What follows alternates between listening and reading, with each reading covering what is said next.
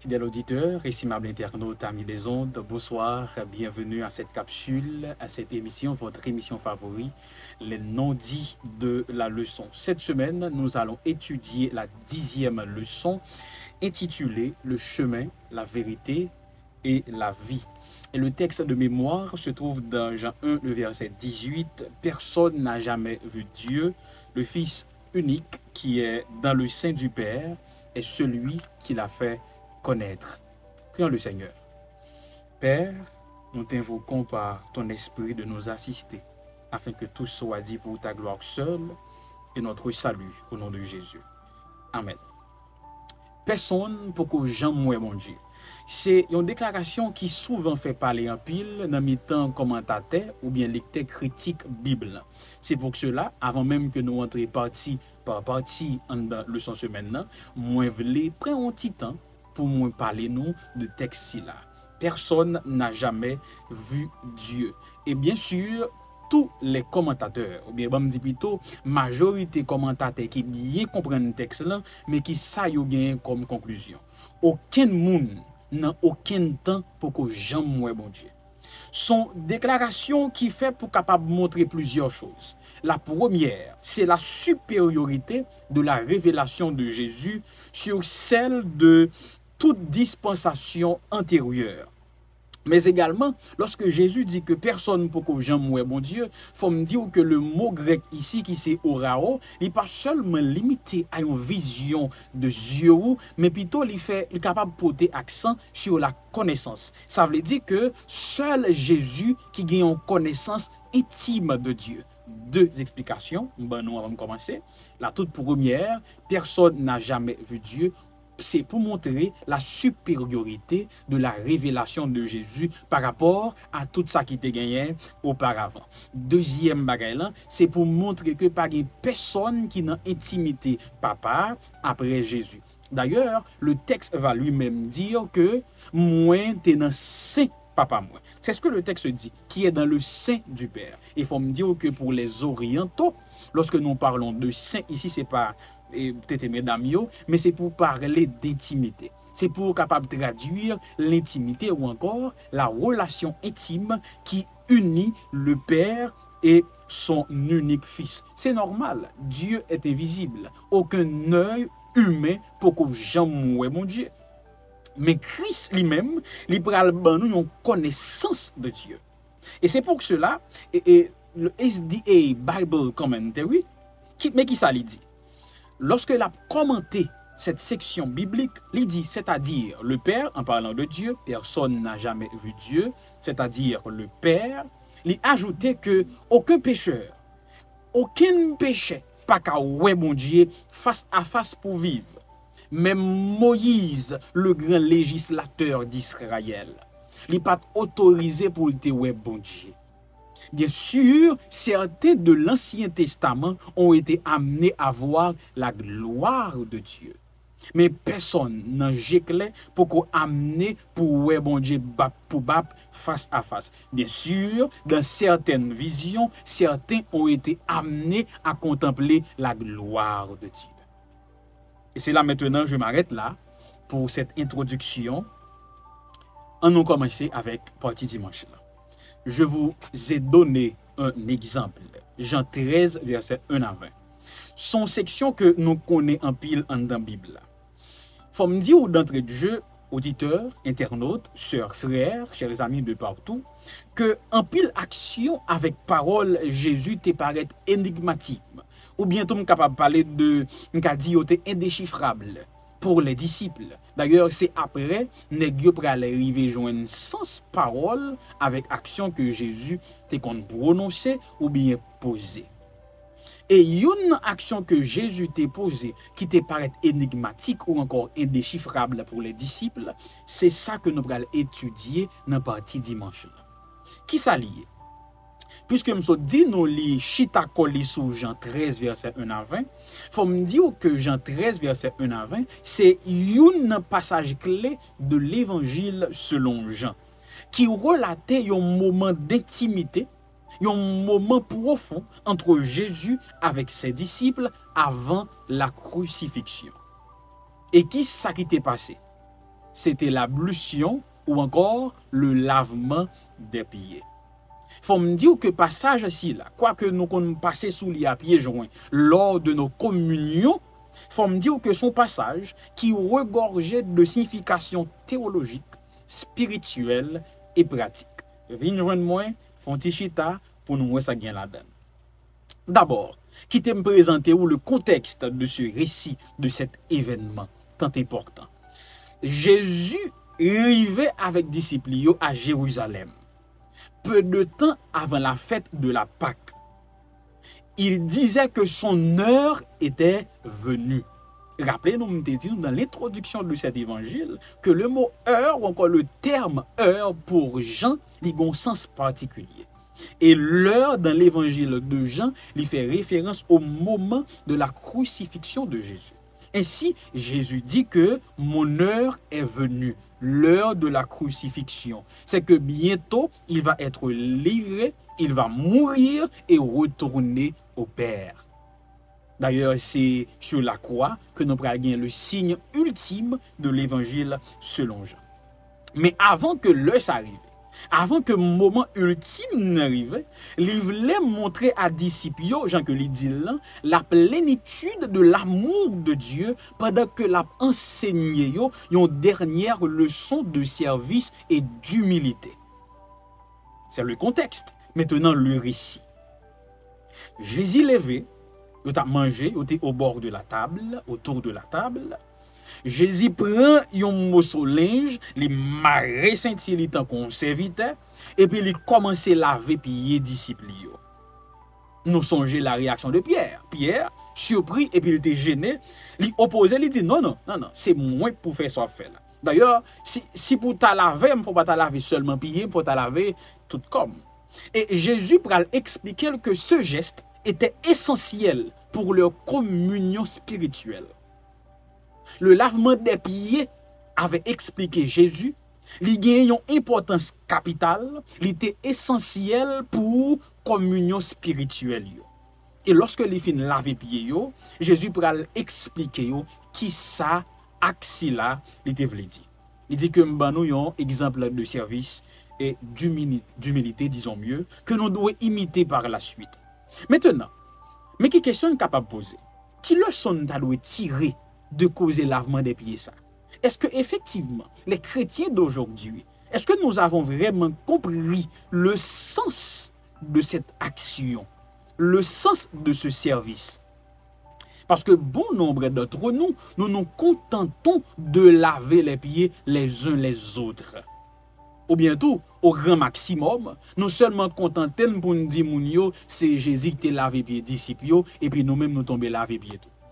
Mais qui sens paraît ça gagner dans l'église là? Qu'on y a en aller. La première leçon à tirer de cet épisode, c'est un exemple d'humilité et de service. Faut me dire que le lavement des pieds à l'époque de Jésus, c'était une tâche qui était réservée aux serviteurs les plus humbles. On me dit les plus humbles. Et Jésus lui-même, en tant que grand maître et grand seigneur, il prend place serviteur qui pipiti en un bon petit créole. Jésus pral montrer que la vraie grandeur lui résidait dans le service désintéressé des autres. Maintenant, quelle est l'application pour l'Église d'aujourd'hui? Tout comme les disciples de Jésus, nous-mêmes, aujourd'hui, nous sommes appelés à imiter Jésus. Imiter Jésus, ce n'est pas seulement laver pieds pendant cette scène, non? Mais c'est plutôt une attitude d'humilité constante dans la relation l'une avec l'autre. Ça veut dire lavement des pieds n'est pas seulement fait pour causer ou pour aller manger pain, boire divin à la caille. Non. Son leçon d'humilité que Jésus voulait laisser à ses disciples dans la relation pour gagner entre eux, l'une avec l'autre, pour dire que la vraie grandeur les résidait dans un service désintéressé des autres. Voici la première grande leçon du lavement des pieds. Deuxième grande leçon, c'est l'amour jusqu'au bout. Qu'est-ce que cela veut dire? Par cet exemple, Jésus pourra montrer un amour qui sans limite. J'aimerais même dire, on a parlé de français, un amour incommensurable, sans mesure. D'ailleurs, c'est ce que nous lisons dans Jean 13, verset 1, une sorte de contraste que texte l'en mettait entre l'amour de Dieu et le dessein du diable. Il va dire, ayant aimé les siens qui étaient dans le monde, il les a aimés jusqu'à la fin. Ça veut dire le lavement des pieds est également une expression de l'amour sans limite de Dieu. Bon, m'expliquer au plus bien. Songez que ça qui a passé la Kounia, l'a fait avant scène la croix. Et si, auditeur et internaute, l'amour ça li pral exprimer dans la dernière action que Jésus pral poser. Kounia, qui leçon nous capable de tirer pour nous, je dis à travers cette action d'humilité? Chrétiens, même avec disciples dans l'époque de Jésus, nous appelés pour nous aimer sans condition. Que ce soit dans les moments les plus difficiles, que ce soit à travers les gestes les plus simples et les plus humbles. Troisième leçon, la purification spirituelle. Et ça, moi avec vous souvent passé à côté. Je vais m'expliquer. Lorsque Jésus prend laver pied, ça vient tomber, pied. Pierre dit, attention, on ne peut pas d'accord laver pied, c'est moi pour laver pied. Et Jésus dit, et je cite Jean 13, verset 8, si je ne te lave pas, tu n'auras pas de part avec moi. Qui ça veut dire? Ça rapidement veut dire que le lavement des pieds lui symbolisait la purification que Jésus nous offre à travers son sacrifice. Le lavement des pieds lui symbolisait la purification que Jésus nous offre à travers son sacrifice. Et qui application pour nous aujourd'hui là? Accepter l'œuvre de Jésus est essentiel pour nous si nous voulons une relation avec mon Dieu. On y a quatrième leçon. Est-ce que nous remarquons que parmi ses disciples étaient assis au bord ou encore autour de la table, même Judas, le traître. Et Jésus pour laver même pied Judas, bon table ça. Judas a quitté prêt pour te trahir, pour te livrer, quoique c'est l'accomplissement du dessein de Dieu, mais ceci n'empêche pas cela. Mais Jésus lavait pied Judas quand même. Il y a plusieurs leçons à tirer. La plus grande, selon moi, c'est que Jésus, encore l'amour Jésus, lui offre lui-même à moun qui rejette. Dieu fait du bien même à ceux qui le rejettent. Application pour nous aujourd'hui, c'est que nous sommes appelés à aimer même ceux qui nous blessent ou qui nous font du mal. L'amour nous n'a pas de conditionner à si moun nan remen nous. Action d'humilité nous yo pas doit conditionner par rapport à sentiment moun nan gen pour nous, mais il doit conditionner à l'amour de Jésus en suivant l'exemple de notre Sauveur. Fait bien même à moun qui a fait nous mal. Et cinquième et dernière leçon pour me partager pour me finir avec ça, c'est un modèle d'action, pas seulement de parole, hein? Parce que Jésus pour le conclure. Écoutez bien. Si donc moi, le Seigneur et le Maître, je vous ai lavé les pieds, vous aussi, vous devez vous laver les pieds les uns aux autres. Jean 13, versets 14 et 15. Bon, ça veut dire, c'est que la foi chrétienne n'est pas limitée à des croyances. La foi chrétienne doit se manifester par des actes concrets d'amour et de service. La foi chrétienne, c'est pas venir dire samedi c'est sabbat, parler de toute théologie que possible. Non, non. C'est pas ni faire philosophie, mais c'est plutôt manifester. Bon, me dit c'est manifester tout des actes concrets d'amour et de service. C'est-à-dire que je termine cette section. Une question que je suis capable de poser et de répondre, c'est qui importance passage ci là pour moi avec ou qui vivre au 21e siècle. Il y a trois raisons ou encore trois importances pour moi capable de gagner. Premier point important que texte ça va soulever pour nous aujourd'hui là, c'est que, un, lavement des pierres, il était anticipé le sacrifice de Jésus. J'ai comme te dit, il symbolisait le sacrifice de Jésus. Donc, il y a un aspect prophétique. Pour qui ça? Parce que songez, pour Jésus commencer à laver pied monsieur yo, il pral prendre un morceau linge, il passer dans Saint-Il. Donc c'est comme s'il dépouillait de sa seigneurie pour capable embrasser l'attitude de serviteur. De même à la croix, pour nous sauver, Jésus allait se dépouiller totalement. Donc c'est un geste prophétique. Deuxièmement, nous sommes capables de considérer une sorte de reconfiguration des valeurs. Faut me dire, nous, à cette époque, l'humilité n'était pas quelque chose d'apprécié. Moun qui te propose un bio, pour pas bien pose un. D'ailleurs, son bagay, moun pas vle paraître un dit tout. Et ça fait me dit, causer laver pied, descendre dans pied moun, c'est serviteur qui te pipi tiak qu'on fait. Et Jésus, en tant que maître essayé, il avait pied messieurs. Jésus bouleversé bagay là. Que institution que la gagne, fondement l'église là, c'est pas l'orgueil, mais l'humilité et le service. Troisième bagaille, un appel à l'unité. Jésus pas lavé pied nèg qui fait le plaisir, il pas lavé pied Pierre, ni Jean ni André seulement, il avait même pied Judas. C'est pour montrer que à disciples yo doit dépasser division yo pour que communion capable véritable. Donc si à la fin de ce trimestre l'église côté la congrégation divisée et puis nous allons communier, c'est même n'a laver, n'a scier la terre. Au lieu pour une source de bénédiction pour nous, la une source de malédiction pour l'église là. Comme dit dans bon créole, si l'église a divisé, l'église a fait tic pendant la prince scène, c'est malédiction n'a mettre sur l'église là. Ça que vous attendez là, va attendre. Deuxième partie leçon. Partie lundi, je reviendrai. Qui chita collé sous 3 grands versets. Jean 14, versets 1, 2 et 3. Son passage qui est particulièrement réconfortant. Côté Jésus pour adresser à ses disciples, côté monsieur yo te troublé, faut me dire. C'est pour cela que le texte commence par dire que votre cœur ne se trouble point. Jésus s'adressait d'abord à ses disciples immédiats. Maintenant, comment nous sommes capables de comprendre déclaration ça? Quoique un pile pasteur, un pile monde yo parler autour de lui-même. Moi-même, après-midi, nous pourrions prendre son morceau gâteau, pour tout nous, nous fait tical par tical, nous manger l'ensemble. On commence. Que votre cœur ne se trouble point. C'est pour premier étrange gâteau, nous avons bien pour nous séparer avec nous après-midi. Pour qui ça, Jésus dit ça?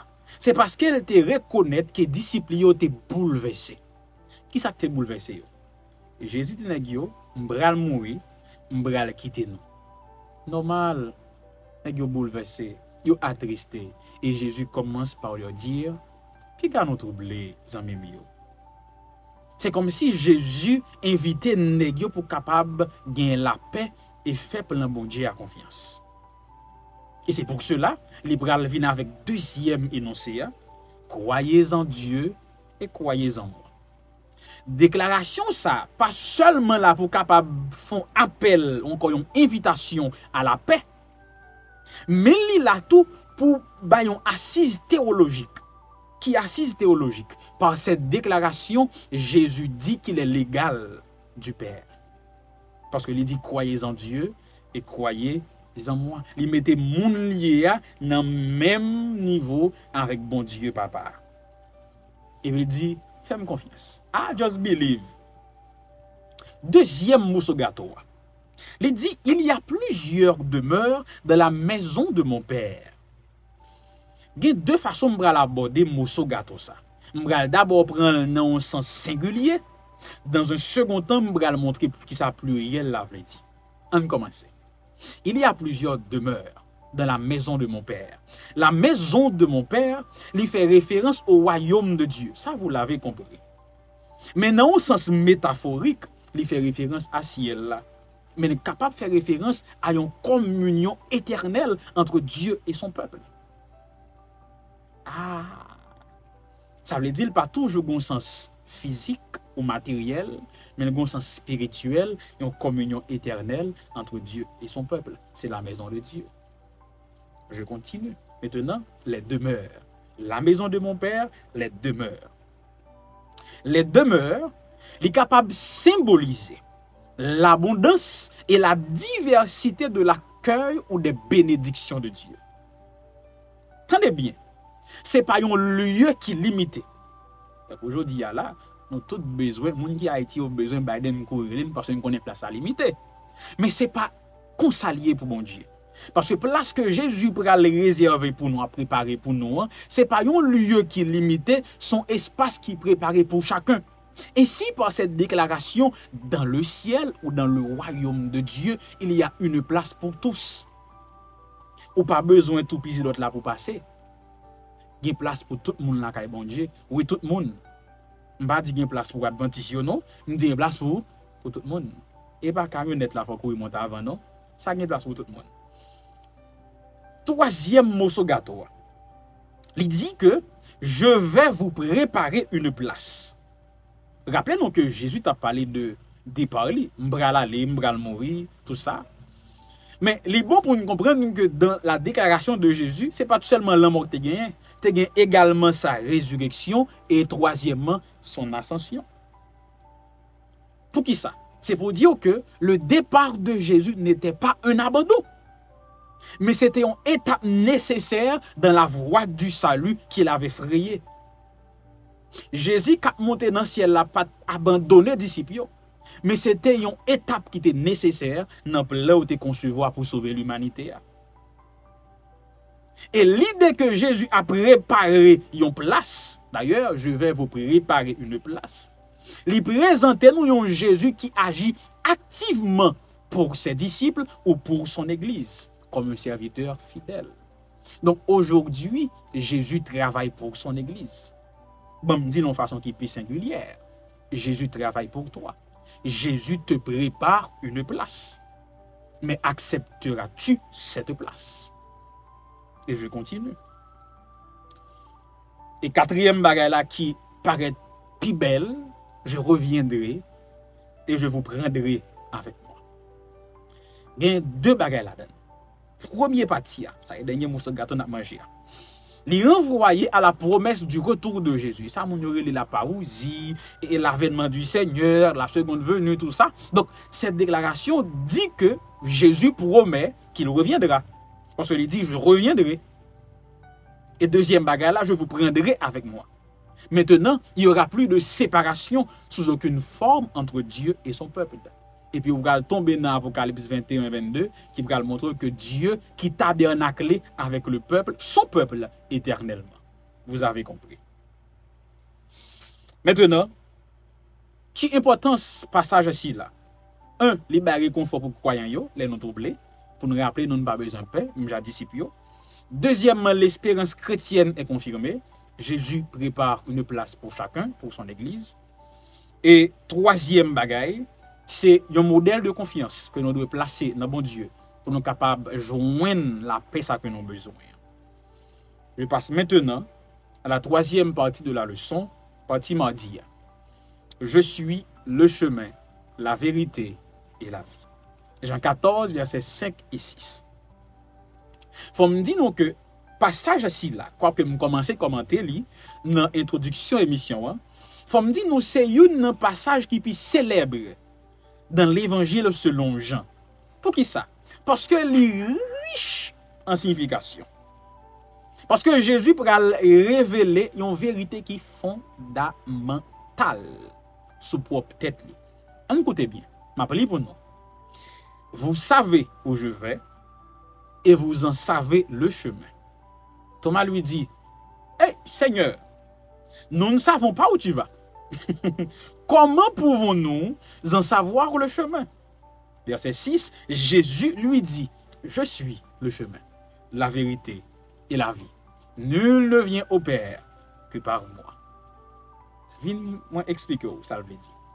Cette fois-ci, tu restes gâteau, on a séparé l'entrée pour nous finir. Première déclaration, vous savez où je vais. On dit dans le créole.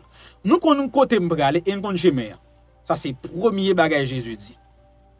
Jésus dit, m'bral en côté, nous connaissons côté m'bralé, qui c'est la maison du Père, le royaume de Dieu. C'est là que Jésus allait, non? C'est là que Jésus est maintenant. Donc, il va dans le royaume de Dieu ou encore dans le ciel auprès de son papa. Il dit, nous connaissons côté m'bralé. Et nous connaissons qui chemin pour nous prendre pour nous aller. Pour qui ça? Ça semblait que Jésus suggérait que les disciples t'aient déjà recevoir les clés pour comprendre le chemin du salut. C'est comme si Jésus dit, à travers mon enseignement, je vous ai déjà confié les clés nécessaires pour accéder au ciel. Qu'est-ce qu'on aime de comprendre là? C'est que la Bible, à elle, renferme toutes les clés nécessaires, toutes les étapes à franchir pour atteindre le salut. Mais malheureusement, nous voulons aller dans des sources extérieures à la Bible. Mais la Bible suffit à elle seule pour nous amener au salut. Et puis il dit, nous connaissons côté m'bralé. Et à ce moment, Thomas, qui a une sorte de réputation de pragmatique, dont est qui direct, et parfois qui ont petit gens, et pas fin trop quoi dans tout ça, il dit, attention, papa. Ou pral côté nous pas connaît frère. Comment t'as fait qu'on est côté pour nous aller tout? Et à ce moment, il faut me dire que la question de Thomas, il reflétait une sorte de recherche sincère. Il voulait connaître le chemin. Et Jésus campé, Jésus pas dit on fait à gauche ni à droite. Jésus va faire cette déclaration culte que vous connaissez, bien sûr, je suis le chemin, la vérité et la vie. Il ne va pas dire que je suis le chemin, il ne se contente pas de dire que je suis le chemin, mais il y a ajouté deux autres bagages derrière. Je suis le chemin, la vérité et la vie. Comment on peut comprendre cette déclaration? En disant que je suis le chemin, Jésus n'a pas dit que je suis le guide ou encore un enseignant. Je ne suis pas celui qui montre la voie. Je suis la voie qu'on doit suivre. Il est lui-même le chemin vers Dieu. Parce que c'est à travers Jésus, ses enseignements, sa mort et sa résurrection que nous pouvons avoir la vie. C'est à travers Jésus que nous avons accès au ciel. C'est à travers Jésus que nous avons accès à Dieu. C'est pour ça qu'il dit que pas mon cap montre le chemin, je suis le chemin. Et deuxième bagaille, il dit je suis la vérité. Écoutez bien, et comme j'aime le dire, dans d'autres branches comme la philosophie par exemple, la vérité est un concept introuvable.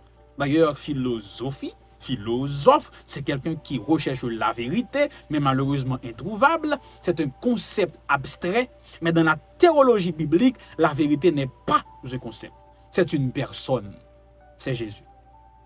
Et, contrairement au monde qui nous présente aujourd'hui une vérité relative, dans la Bible, dans la théologie biblique, la vérité est absolue. Ce n'est pas ma vérité, ta vérité, c'est la vérité. Jésus dit, je suis la vérité. Par cette déclaration, Jésus dit que je suis la révélation plénière au sujet de Dieu. C'est qu'à travers mon ministère, moi révélé pleinement qui est mon Dieu.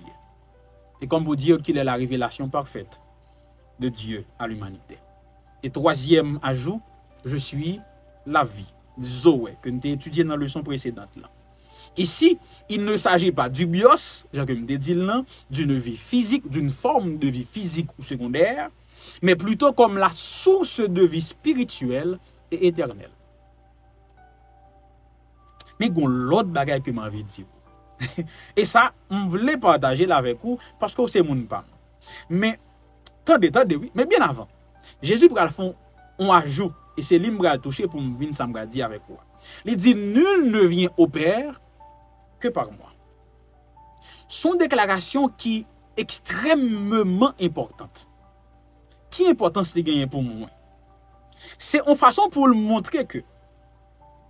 D'ailleurs, il faut me dire donc, que déclaration ça, est centrale pour la théologie chrétienne. Parce que Jésus a affirmé qu'il est le seul moyen de réconciliation avec Dieu. Nul ne vient au Père que par moi. Le seul moyen de réconciliation dans la théologie chrétienne, c'est Jésus. Seule façon pour monde bien avec bon Dieu, c'est passer par Jésus. Mais mon deuxième bagage, il veut dire encore. Ça veut dire que le salut pour les hommes, ne peut être atteint par d'autres religions, par d'autres philosophies ou de bonnes œuvres humaines. Ça veut dire pas aucune autre religion, pas aucune philosophie, pas aucune bonne action qu'a fait moun gen accès à papa sinon que passer par Jésus. Parce qu'il n'est pas un des chemins, mais le chemin. Mais bon, le bagage encore pour me dire, bien que cette déclaration capable de paraître restrictive, elle est bon pour nous connaître que son promesse que liée. C'est qu'en Jésus, nous avons le plein accès à Dieu. Et dernier bagage que je pense que je vais partager avec nous pour finir, c'est l'idée que je suis le chemin, la vérité et la vie. Ici, le mot vérité qui c'est aletheia, il n'est pas seulement traduit l'idée d'une vérité ou de la vérité, mais également il résonne avec le mot fidélité. Donc le ministère de Jésus, en quelque sorte, c'est une démonstration de la fidélité de Dieu à ses promesses. Donc comme d'hab dit, un monde qui est fidèle, c'est s'attacher à. Donc celui qui est fidèle à son conjoint, il s'attache à son conjoint. Quand on dit que Dieu est fidèle à ses promesses, Dieu s'attache à ses promesses. Et Jésus, en disant que je suis aletheia, pour le grec, je suis la fidélité, c'est pour montrer la fidélité de Dieu dans l'accomplissement de ses promesses. Et message central dans le passage ici là, c'est que la foi en Jésus-Christ, c'est la clé du salut. Je reprends. La foi en Jésus-Christ est la clé du salut. Et parti mercredi, je suis la vérité. Nous allons faire un petit chita encore. Et puis, ma font une jonction entre partie mercredi et jeudi, et puis nous terminons. Donc, partie mercredi, c'est je suis la vérité. Et Jean, comme j'ai commencé à dire dans la partie mardi, c'est que causer vérité, dans Jean 14, verset 6, à travers la déclaration de Jésus, c'est pas un, comme des cas dit ça, c'est pas un concept intellectuel ou bien philosophique, mais c'est plutôt une réalité vivante incarnée en la personne de Jésus. On nous essaie d'explorer ensemble. Allez. Jean 14, 6 dit que je suis la vérité. Remarquez bien, auditeurs internautes, sœurs et frères, Jésus n'a pas dit m'a enseigné vérité. Ou encore, comme les philosophes de cette époque, je ne vais pas chercher la vérité. Mais je suis la vérité. Ça qui veut dire que, Jésus est la révélation ultime de Dieu. Et c'est pour cela qu'il dit que personne ne peut jamais bon Dieu. Donc personne ne peut connaître bon Dieu, j'aime connaître bon Dieu. Nous parlons de ça déjà. Donc, Jésus dit que je suis la vérité. Il voulait expliquer qu'il est la révélation ultime de Dieu. Et à travers Jésus, effectivement, j'ai dit dans la leçon qui était passée, la nature, le caractère de Dieu sont bien présentés ou exprimés ou pleinement présentés aux hommes. Parce que la révélation qui était faite à travers les hommes de l'Ancien Testament, elle était biaisée. Et c'est normal. Mais à travers Jésus, la révélation était parfaite. Et je continue. Deuxième bagaille. En disant qu'il est la vérité, Jésus dit qu'il est la norme absolue. C'est la mesure par laquelle toute réalité spirituelle est jugée. La vérité n'est pas relative ou subjective, mais enracinée dans la personne de Christ. Et Jean que m't'a dit le troisième point, c'est que le mot vérité aletheia, il porte aussi l'idée de fidélité, de digne, de fiabilité, de confiance. Donc Jésus, c'est la preuve que les promesses de Dieu sont accomplies, mais également c'est la preuve de la fidélité de Dieu. Mais quand on a une approche avec vous, ça c'est moins avec vous. C'est la vérité dans l'évangile de Jean. Nous autres ouais vérité dans la déclaration de Jésus, quand on a ouais avec vous dans l'évangile de Jean. Comment on comprendre le concept ça? Parce que l'évangile de Jean à lui-même seul, il développait une notion de vérité sous plusieurs aspects. Je vais essayer de considérer deux bien trois rapidement.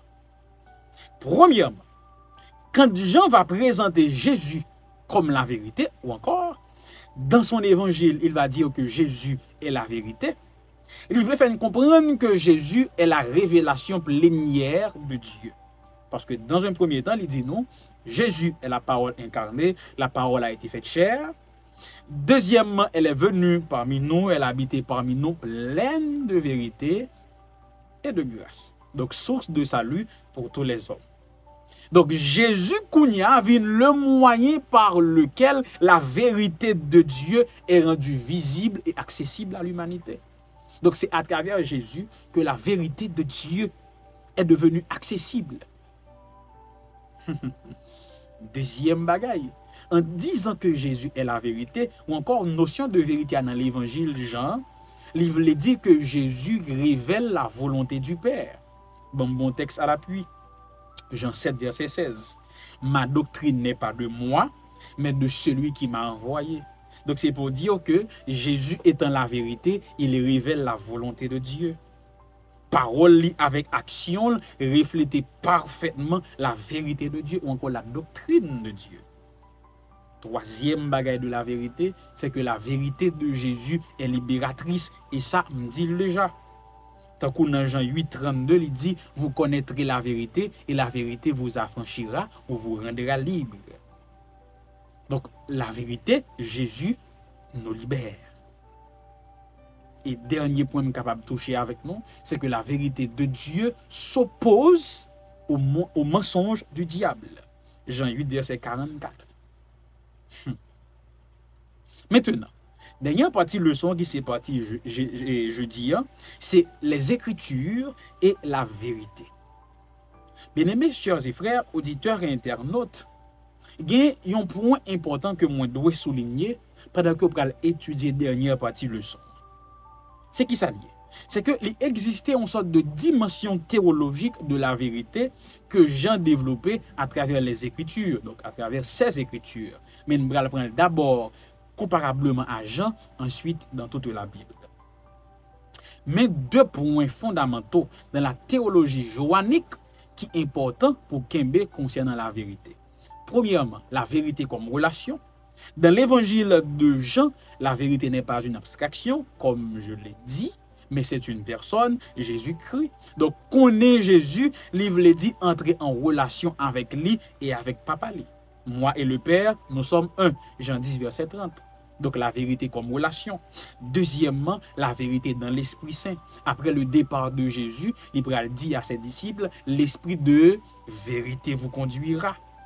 Donc l'Esprit Saint est décrit comme l'Esprit de vérité. Il continue à guider l'Église, la jodia là, dans ce monde de confusion, il nous montre la voie que nous devons suivre, l'attitude à adopter, le style de vie à mener.